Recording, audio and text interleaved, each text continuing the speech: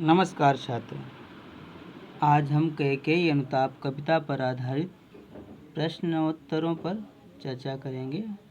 तो देखिए, हमारा पद्यांश है। तदनंतर बैठी सभा उठज के आगे, नीले बितान के तले दीप बहु जागे। टकटकी लगाए नयन सुरों के थेवे, परिणामोत्सुक उन भयातुरों के थेवे। उत्पुल्ल खरौंदी कुंज वायु रह रहकर, करती थी सबको पुलक पूर्ण मह मह कर। वह चंद लोक था कहाँ चांदनी बैसी, प्रभु बोले गिरा गंभीर नीर निधि जैसी। ये पद्यांश है और पद्यांश पर आधारित अब प्रश्न है। देखिए, प्रश्न पढ़ते हैं। प्रश्न नंबर 1, उपर्युक्त पद्यांश के शीर्षक और कवि का नाम बताइए।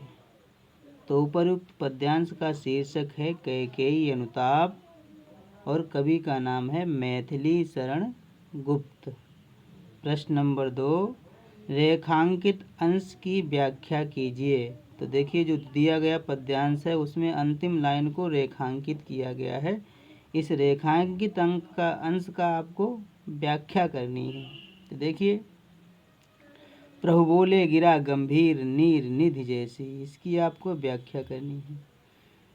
तो हम कह सकते हैं कि पंचवटी में जब भरत अपने भैया राम को वापस लेने के लिए वन में पहुँचे पंचवटी में, तो संध्या काल को शाम को राम की कुटिया के आगे फिर सभा लगाई गई और सभा में सभी अयोध्या से आए हुए लोग और राम लक्ष्मण सीता तथा जंगल के अन्य आदिवासी लोगों को बैठाया गया और सभी सभा में बैठे हुए हैं। अभी सभा का संचालन करते हुए राम जो है बोलना प्रारंभ करते हैं और राम बड़ी ही गंभीर वाणी में बोलते हैं। ऐसी गंभीर वाणी में राम बोलना प्रारंभ करते हैं कि मानो राम या कोई व्यक्ति नहीं बोल रहा है, बल्कि समुद्र बोल रहा है। समुद्र की तरह बहुत ही गंभीर वाणी में राम ने बोलना प्रारंभ किया और पूछा, हे भैया भरत, अब अपने मन की इच्छा बताओ, अब अपने मन की मनोकामना बताओ,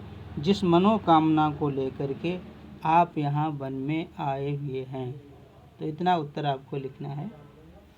इसके बाद प्रश्न नंबर 3, भरत किसे लेने चित्रकूट गए हुए थे।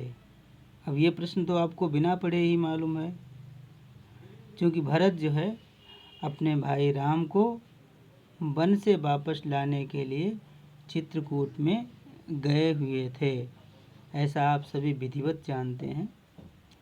अगला प्रश्न है प्रश्न नंबर 4, अयोध्या का राज्य किसे मिला था। अर्थात प्रश्न ये पूछता है कि अयोध्या का राज्य किसे दिया गया। तो इस प्रश्न का उत्तर है कि कैकेयी ने भले ही अपने पुत्र भरत के लिए राज्य मांग लिया था 14 वर्ष के लिए, लेकिन भरत ने इस राज्य को कभी स्वीकार नहीं किया। वो कभी राजा बनकर के नहीं रहे, बल्कि इन 14 वर्षों तक भी वो सेवक बनकर ही राम के रहे और किसी तरह राज्य का संचालन करते रहे। लेकिन जब 14 वर्ष बाद राम वनवास से वापस आए, तब उन्हीं को राजा बनाया गया। इस प्रकार से राम ही अयोध्या के शासक बने, अयोध्या के राजा बने। अब हमारा आखिरी प्रश्न है, प्रभु बोले गिरा गंभीर नीर निधि जैसी, पंक्ति में कौन सा अलंकार है। तो कविता पढ़ते समय भी हमने बताया था, एक बार फिर बता देते हैं, आप याद रखेंगे। प्रभु बोले गिरा गंभीर नीर निधि जैसी, प्रभु का मतलब श्री राम।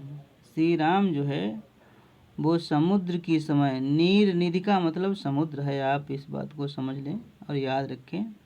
प्रभु बोले गिरा गंभीर नीर निधि जैसी, राम जो है वो समुद्र के जैसी गंभीर वाणी में बोले।